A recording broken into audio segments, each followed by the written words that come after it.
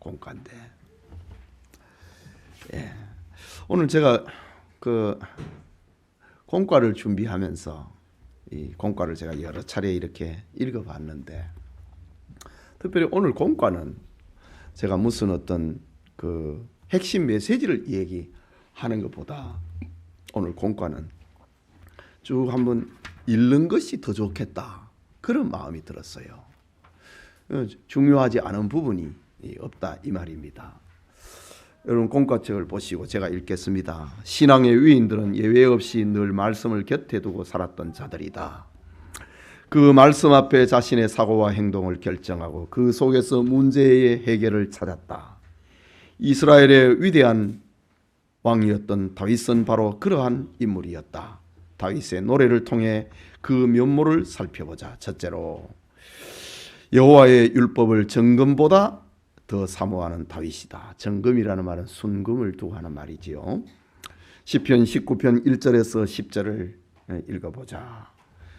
시인 다윗은 하늘을 보며 하나님의 영광과 그 창조의 손길을 본다.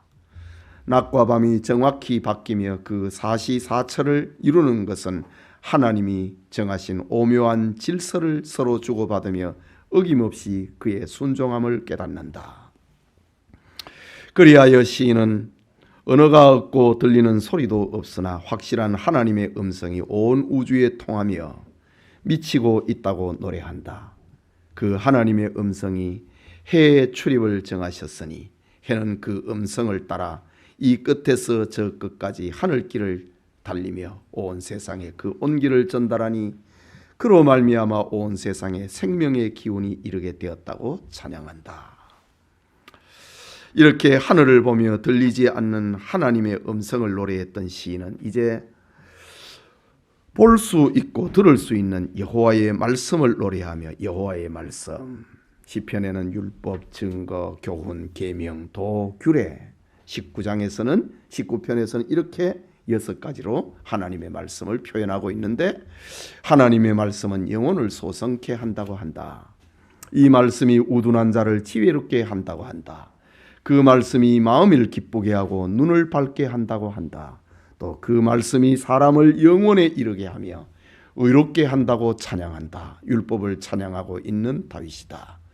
그렇다면 시인 다윗은 여호와의 말씀에 대해 어떤 태도를 취했는가? 본문 10절이 대답해 준다. 그는 여호와의 말씀을 정금보다 더 사모했다.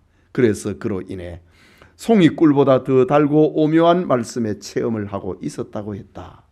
바로 이것이 다윗의 강성함과 형통함의 비결이요 원리이다. 다윗처럼 그렇게 말씀이 우리에게 정말 정금보다 더 귀하고 송이꿀보다 더 달게 느껴지는 체험이 있기를 축원한다. 다윗은 하나님의 말씀을 이렇게 받아들였다, 그 말이죠. 둘째로, 말씀을 지킴으로 큰 상을 받고 있는 다윗이다. 시편 19편 11절에서 13절을 본다. 다윗은 말씀을 정금보다 더 사모하고 꿀보다 더 달게 느꼈다고 했다. 이는 말씀을 읽고 듣고 깨닫는 지적인 부분에 해당된다. 하지만 지적인 것만 가지고 실제로 말씀이 그 삶에 유익이 될 수가 없다. 지식까지는 안 된다 이 말이지요. 실제 삶에 그 말씀이 적용되어야만 살아있고 운동력이 있는 말씀의 체험과 유익을 얻을 수 있다. 그렇다면 다윗의 경우 하나님의 말씀을 실제 생활에 어떻게 적용하였을까?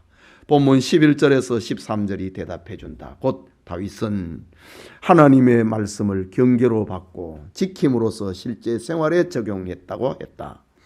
그로 인하여서 그는 큰 상을 받고 있다고 했다. 그 큰 상은 숨은 허물에서 벗어나는 것이고 하나님 앞에서 정직하여 큰 죄가에서 벗어나는 것이다.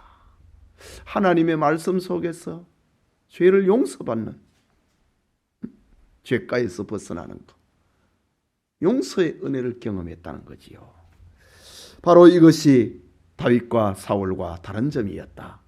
사울은 말씀 앞에서 제멋대로 행하였지만 다윗은 말씀을 통해 경계를 받고 그것에 주의함으로써 자신의 잘못과 허물을 고치고 회개하면서 말씀대로 행하는 자가 되었던 것이다.